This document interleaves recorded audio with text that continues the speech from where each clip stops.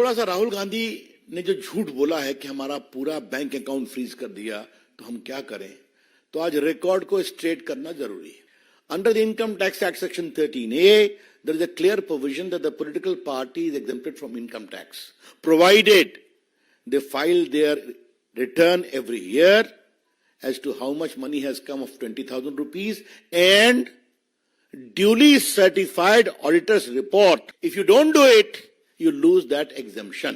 और राहुल गांधी ने सफेद झूठ क्यों बोला है, ये आज देश को भाजपा के राष्ट्रीय मंच से जाना जरूरी है।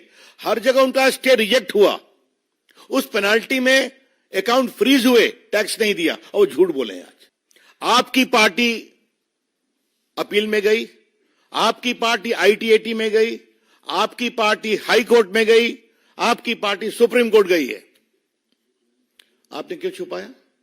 और जहां तक मेरे को स्मरण आता है कि लियन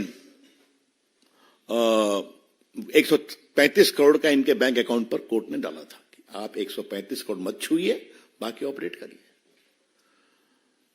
देखिए समस्या क्या है, कांग्रेस पार्टी हिसाब किताब रखना भूल गई है। वैसे क्या कहा जाए, मैं तो आपसे कई बार बात कर चुका हूं, इस परिवार ने किस तरह से नेशनल हेराल्ड की 5,000 करोड़ की संपत्ति हथिया ली, वो भी केस चल रहा है, चर्चा कर चुके हैं कि बिना सिर्फ 50 लाख के इन्वेस्टमेंट पर 5,000 करोड़ की संपत्ति परिवार ने ले ली, जिस ट्रस्ट में सोनिया जी और राहुल गांधी के 76% शेयर थे। जहां तक कांग्रेस पार्टी और खर्च का सवाल है, सोनिया जी और राहुल जी दोनों मंच पर मौजूद थे।